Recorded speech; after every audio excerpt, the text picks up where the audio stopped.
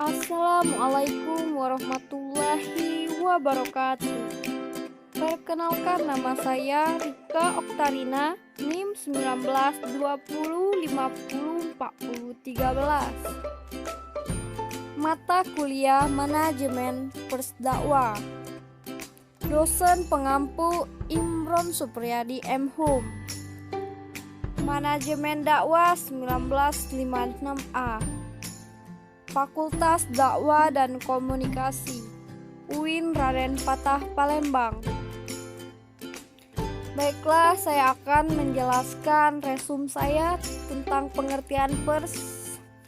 Langsung saja. Pers sebenarnya kalau secara umum itu dikenal dengan pers dan kependekan dari persurat kabaran. Dan persurat kabaran juga lebih dikenal dengan pers.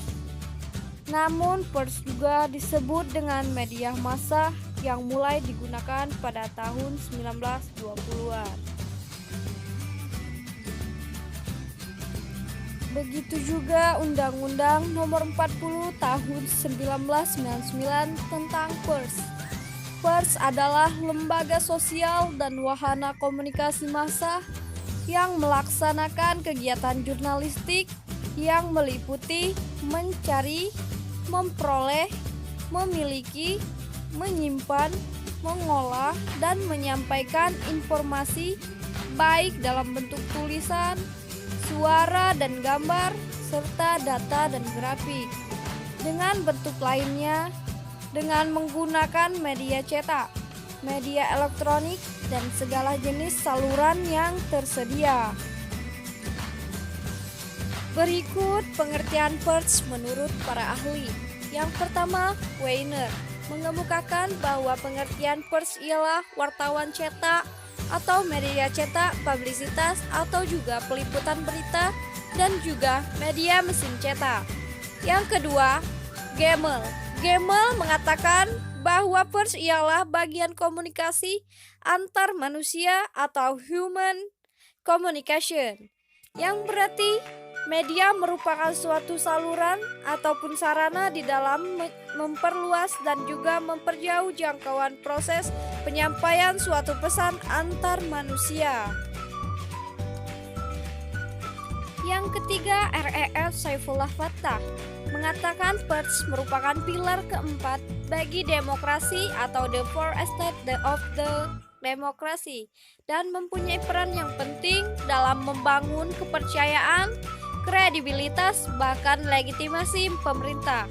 Yang dimaksud pers sebagai pilar keempat adalah pers memiliki fungsi yaitu sebagai alat kontrol sosial dan kehidupan demokrasi. Yang keempat, menurut Anwar Seno Aji, pers dalam arti sempit yaitu penyiaran pikiran, gagasan atau benda-benda dengan kata tertulis. Adapun pers dalam arti luas yaitu memasukkan di dalamnya semua media massa komunikasi yang memancarkan pikiran, perasaan seseorang baik dengan kata-kata maupun lisan. Adapun pers menurut Kamus Umum Bahasa Indonesia, pers berarti alat cetak untuk mencetak buku atau surat kabar, alat untuk menjepit atau memadatkan surat kabar, dan majalah yang berisi berita orang yang bekerja di bidang surat perkabaran.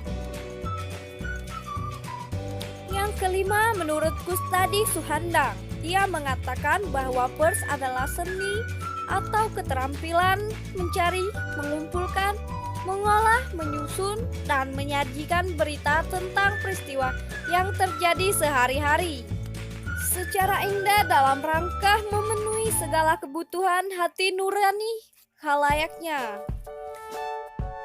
Dan yang keenam, menurut Wilbur Gertram, dalam bukunya Four Theories of the Press yang ditulis oleh Wilbur Gertram dan kawan-kawan mengemukakan 4 teori terbesar, yaitu the authoritarian, the libertarian, the social responsibility, dan socialist communist theory.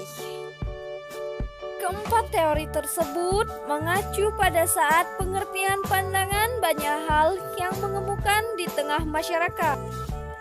Dan yang ketujuh, menurut Fix Luhan, dia mengatakan bahwa First sebagai the extension man, yaitu yang menghubungkan satu tempat dengan tempat lain dan peristiwa satu dengan peristiwa lain pada momen yang bersamaan. Dan yang terakhir, yang kedelapan, Raden Mas Jokomono. Ia berkata bahwa First adalah yang membentuk pendapat umum melalui tulisan dalam surat kabar.